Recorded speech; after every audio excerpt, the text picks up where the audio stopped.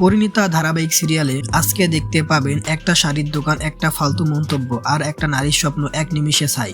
এপিসোডের শুরুতেই আমরা দেখতে পাই শাড়ি পছন্দ করতে করতে সবাই হাসছে, মজা করছে। অনিরুদ্ধ চোখে চোখ রেখে শুধু একটা কথাই বলছে, আপনাকে যেই রঙে আমি দেখতে চাই। অনিরুদ্ধ বলে, তোমার কোন রঙের শাড়ি পছন্দ সেটা না, আমি বলি কোন রঙে আমি তোমাকে দেখতে চাই। কিন্তু এই সুখের মুহূর্তেই দোকানে ঢুকে পড়ে কয়েকজন। নোংরা হাসি, কটু কথা, বয়স নিয়ে কথা, বুড়ি পিসি বিয়ে করছো, ডিভোর্সের পর কুচিমেদের চাকর বানায়, একটা পরিবার নাকি ভাড়া করা লোক। কিছু লোক বলে শাশুড়ি হওয়ার বয়সে নতুন বউ শাসছে, এদের লাজ লজ্জা নেই। পিসিমণি চুপচাপ দাঁড়িয়ে, কিন্তু ভেতরে ভেতরে ভেঙে যাচ্ছে, কারণ এটাই তার সবচেয়ে দুর্বল জায়গা। সমাজ কি বলবে? দোকানদার বলে, প্লিজ ঝামেলা করবেন না, কিন্তু অপমান করে লোকগুলো বেরিয়ে যায়, কিছু কেনে না, শুধু আগুন জ্বালিয়ে চলে যায়। ফিরতে ফিরতে পিসিমণি থেমে যায়, তার চোখে জল, গলায় কাঁপুনি। পিসিমণি বলে, ভুলটা আমার, এই বয়সে কেউ বিয়ে করে? ওরা ভুল কিছু বলেনি। পারুল বলে, ভুল কথা বলছে পিসিমণি, কে কবে বিয়ে করবে সেটা কি ওরা ঠিক করে দিবে? আপনার পরিবার আপনার পাশে আছে। কিন্তু পিসিমণি শুধু একটাই ভয় দেখছে, এই অপমান তার পুরো পরিবারের ঘাড়ে পড়বে। পিসিমণি বলে, কাল রাস্তায় বেরোলেই সবাই বলবে বাড়িতে অবিবাহিত মেয়ে রেখে বুড়ি পিসির বিয়ে। অনিরুদ্ধকে বলবে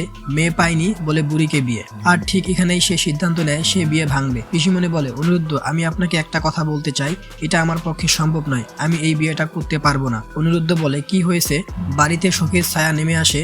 আর ঠিক তখন এই পারুলের মাথায় বাজে, গুরুদেব বলছিল এই বিয়েতে বাধা আছে, কিন্তু বাধাটা কি সত্যি ভাগ্যের নাকি মানুষের বানানো? পারুল থামে না, সে বুঝে গেছে এটা র্যান্ডম অপমান না, এটা টার্গেট হিট। পারুল বলে, কাকাবাবু, ওই সময়ের দোকানের ভিতর আর বাইরে দুটো জায়গার সিসিটিভি ফুটেজ পাঠাবেন, আমাকে জানতে হবে ওরা কারা। ফুটেজ আসে, ভেতরে ওরা গয়না দেখছে, বাইরে ছড়িয়ে পড়ছে। আর পারুলের মনে একটাই কথা, এরা পরিবার না, ভাড়া করা লোক। পারুল বলে, নম্বরটা ট্র্যাক করো, গাড়িটা কার নামে রেজিস্টার্ড। কিছুক্ষণের মধ্যেই নাম আসে মধুসূদন ঘোষ, ঠিকানা 32 পুকুরতলা। মানে সব প্ল্যান করা ছিল। এদিকে বাড়িতে আবার সেই লোকদের ধরা হয়। মলয় ভাই ভিডিও করে, পুলিশ ডাকতে যায়, আর চাপের মুখে একজন ভেঙে পড়ে। লোকটা বলে, আমি জানি না, আমি কিছু জানি না। মলয় ভাই বলে, কে বলছে কাজটা করতে, বলো। লোকটা বলে, ম্যাডাম টাকা দিয়েছিল, সেদিন ম্যাডামই বলছিল শাড়ির দোকানে গিয়ে অপমান করতে।